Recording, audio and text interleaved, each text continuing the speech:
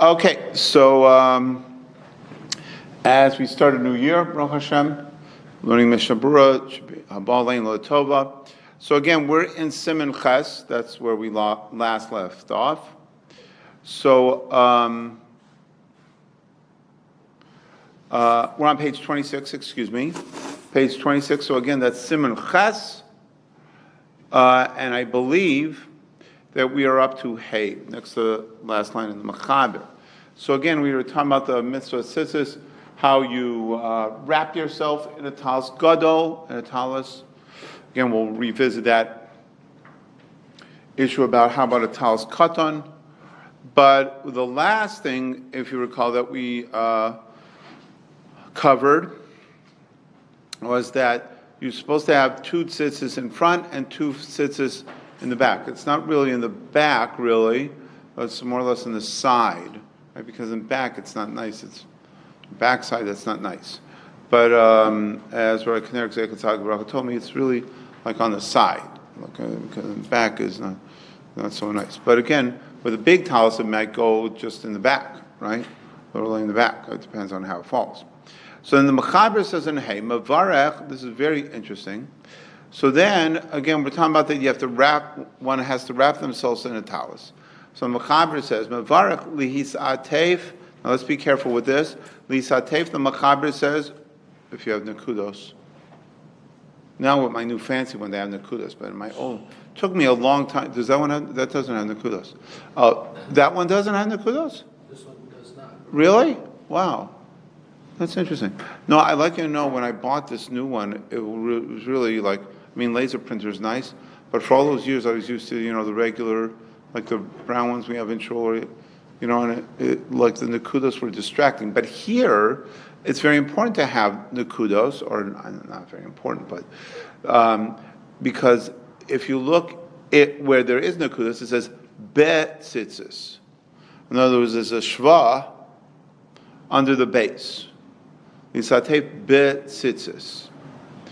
Now, before we go further, right? So that's very interesting. So the Mechaber is saying that the proper way to enunciate the bracha is bracha Hashem Elokeinu Melech Haolam Shekish HaMitzvot Tzanu Lisatef bet tzitzis. Now look at the Mishnah Berurah. Where to go?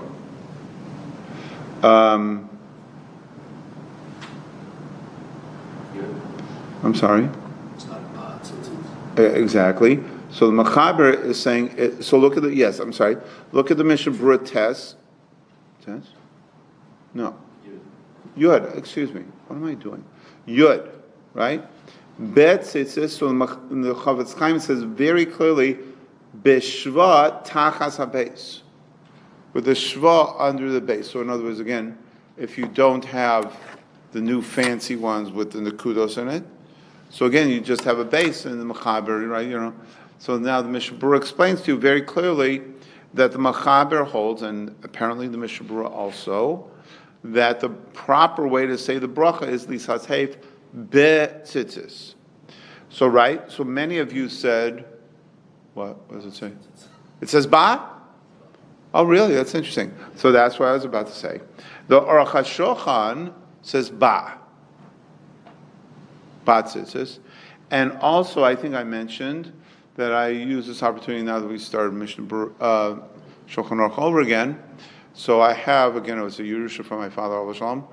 I think I mentioned that sometimes the Mishnah Berurah quotes him, the Artzos HaChaim, which was sort of like a Mishnah Berurah. Well, it was a Mishnah Berurah, but not, same type of idea, but written by the Malbim before the Chavetz Chaim. Now, as far as I know, there's only one volume, so he didn't get as far as the Chavetz Chaim did. But it's very interesting. I have, again, it's old. It's very cool. But, it's always interesting to me to use a sefer that was my father's. Like I have certain svarim that are, a lot of them, unfortunately, are old, or some of them I have from my grandfather or my great-grandfather even, but they're not usable. I used to make siyumim with my grandfather, my grandfather's Gemaras, but I can't do that anymore. They're just too fragile. So, but anyways, I have an Orchot Chaim Artzos Achaim, excuse me, why did I say that? Artzos Achaim by the Malbim, and the Malbim says ba. He says ba, and he says ba, and he says that we see this by other mitzvahs also. Let's say al ha-mila, right? Bris. He says he gives other examples which escaped me just now. That he says that that it's with a patach, right? Like evidently Rabbi Art Scroll is doing. I know like a lot of yeshivish people, they say bit with a shva, because that's the way the Mishnah Berurah seems to be coming out, right?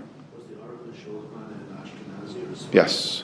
He was the Rav of Nevardik, not the Reshiva, right? Don't get the same city, but he was the Rav of Nevardik. And again, Rav Scheinberg, Zekatay Brachali, used him a lot. You know, again, our Masorah is obviously Reshiva, and his father is Zekatay Brachali. Sadiq and the Rachel, you know, obviously we're related to the Chofetz Chaim. So our Masorah, and for whatever reason, I can't explain this, and nobody can. You know, the yeshivish world, the Torah world, has accepted the Mishnah Berurah. Now again, the Aruch HaShulchan is not chopped liver, right? You know, like, and in general, we use the Aruch HaShulchan in other areas, or you hear me quoting him often if the Mishnah Berurah is not clear. In other words, the Machlokas and the Mishnah Berurah doesn't come out clearly. So then we go to the Aruch HaShulchan. But again, Rav Scheinberg used to use quote the Aruch HaShulchan. Rabbi Ribiat, if you recall, he was a Talmud of Chofetz Chaim, but he was very close to Rav Scheinberg. He used the Aruch HaShulchan a lot. The Ramah doesn't disagree with the Machaber. Does that mean he agrees with it? Yeah. No, yeah. I say it in school very often. You know, the Ramah and the Machaber don't always argue. You know, it's, you know. So obviously, if the Ramah doesn't say anything, so you know, yeah, right. So yeah, so that's what's interesting here when you think about it.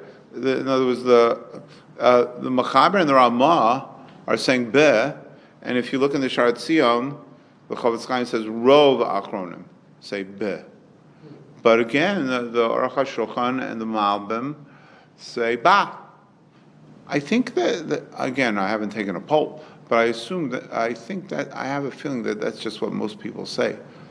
Now, it could be they don't know the Mishnah Berurah. I don't know. Again, or you know, like I said, the Aruch HaShulchan isn't so bad. Yeah. So that's right. But again, that's a valid point. That the Malbim and Dikduk, you know, like. But yeah, he makes a big point about that. Okay, now let's go on to part B of Hay. Now it goes on to another very important halacha. So, im shnayim o shlosha mis'atvim b'talis ke'echad. If there's 2 or 3 people who are wrapping in the talis ke'echad, so what does ke'echad mean? So Ramah explains perish b'pamachas. In other words, it's very likely. You know, it's the beginning of davening time, right? And a bunch of people putting on their talis at the same time. It doesn't mean one talis. Everybody, you know, it's like our imkal narim talis, right? And everything, you know. But rather, simultaneously, right? So the Machaber says, Kulam mevarchim, so each one can make their own bracha. So you'll say, obviously. No, let's see. Bimratzu, and if they want, Echam mevarach ve'acherim, next page, Yanu Amen. If they want, one guy could make the bracha, and everyone could answer Amen. Now this is going to be a very interesting halacha. Now let's go slow. So the Machaber said that if there's a bunch of people, now again, I want to point out, the Machaber says 2 or 3. If there's 2 or 3 people, now you'll see why I'm pointing out 2 or 3. We'll see about that later, hopefully today. 2 or 3 people putting on the talis at the same time, so they all make their own bracha. But if they want, one person can make the bracha and everybody else can answer amen. Now the Mishnah Berurah says that is as opposed to that if they're putting on their talesim separately at different times. Now, but again, the question is, what is considered separately, separate times? 5 minutes, 10 minutes, like what? Where, right? Obviously, where's the line for that? Where's the line? So the Mishnah Berurah says something very interesting. Chofetz Chaim says, "La'afuke la'achar kedei dibur librichoso have a hefsek."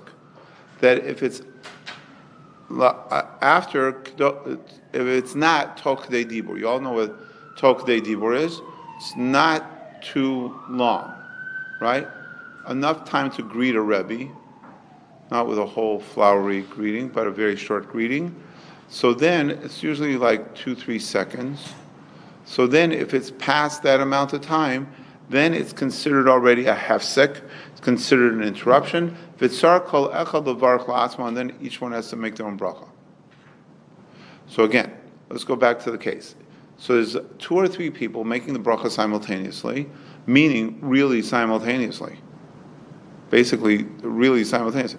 Because if they could say Shalom Aleichem Rabbi, right? I don't know how long that takes to say, 2 seconds, 3 seconds. So then already that's too much of a gap between them. And then according to everyone, each one has to make their own bracha. But we're talking about, again, it's very possible, like, especially this time of year, we're all saying slichos, they say slichos, and then we put on the talis, right? And then, so it could be there's a lot of people making the bracha on the talis simultaneously. So then let's go to the next part. So the Mechaber said, each one makes their own bracha. V'im ratzu. It's very curious. The Mechaber says, and if they want, one person can make the bracha for them, and the rest would answer amen. Or right? And the rest would answer amen. So what does this mean? If they want, right? What is it? A salad bar? I mean, what what does it mean? So the Chofetz Chaim says that it seems, according to the Mechaber, it seems like he's saying if they want, each one person can make the bracha and be yotze everyone else. So it seems from the language of the Mechaber that what is the preferable way of taking care of this type of situation? It seems like the best thing is everyone to make their own bracha, right? They're saying each person should make their own bracha, and if they want, then one guy could be yotze the other one. It's mashma from the Mechaber that the best thing would be for each person to make their own bracha.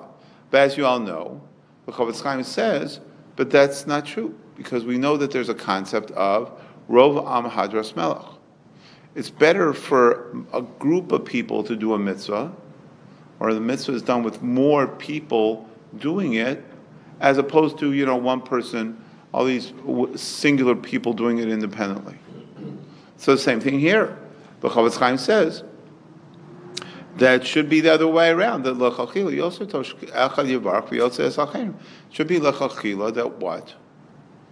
It should be the other way around. That if there's a bunch of people making 2-3 people making a bracha simultaneously, one person should make the bracha for everyone and be yotze everyone, and right, that should be the best way because of Rov HaMahadras Melech. So the question is, we never see this, right? Never see like talis, tefillin, right? Right, that's for a different reason.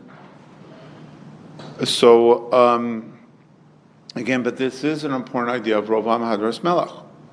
So the Chofetz Chaim gives 2 possible answers. 2 possible things. He says the minhag is not like that, right? We see that, right? Everybody makes their own bracha for a lot of things, except for Kiddush. Except for Kiddush and Havdalah, like how many times they make a bracha for yotze everybody. So he says the minhag is not like that, even though philosophically it should be one person makes a bracha for everybody. So the Chofetz Chaim says maybe, he says ve'efshar, maybe because not everybody is expert at paying attention to be motzi other people, and for other people to be yotze. So maybe that's the problem. Then the Mishnah says, look in the Shari Tshuva. Again, the Shari Tshuva, the halacha commentary, not the Musar Sefer that we learn. So, believe it or not, the Shari Tshuva, and the Chavetz Chaim says, look in the Shari Tshuva. Shari Tshuva says another idea in Vav. He says maybe that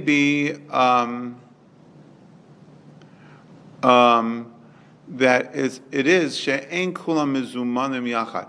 It doesn't work out time-wise, right? Right. I want to put on my talis, and I want to put on my talis now. I'm going to say, wait for that guy, right? You know the way it is. When you're waiting for that guy, it takes forever, right? Or at least it seems to you that it's taking forever.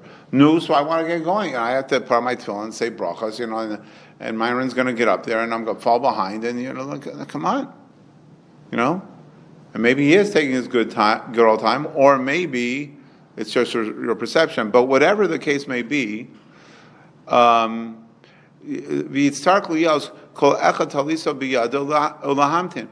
there's going to be, all these people staying there with their talis, ready to go, right? Because remember, we make a bracha right before, which we learned before, and I'm waiting, right?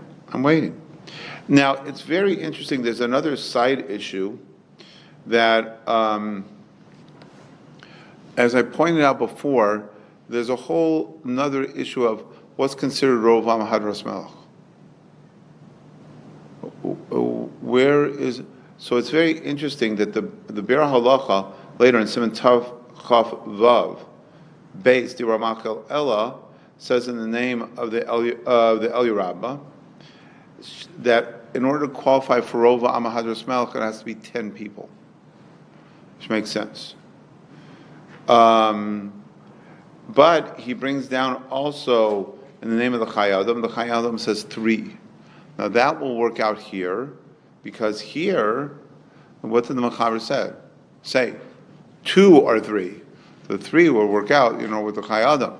But the Mechaber seems to lower the bar. That if you only have 2 people, so already there's an inyan of Rov Hadras Melech, and therefore, hypothetically, or theoretically, according to the Chavetz Chaim, one guy should make the bracha to be yotze the other guy. 2 people is Rov Hadras Melech. It's better than making it by yourself. So again, this is, and Meir Hashem tomorrow we're going to get into this a little more. In other words, and what kind of circumstances? All circumstances? What kind of circumstances do we say someone should make their own bracha?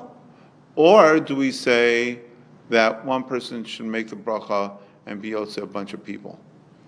Well, what kind of brachas? And that's going to be very, very important. Meir Hashem, we'll see that tomorrow. Yash koach, everyone. Okay, minchas in 10 minutes.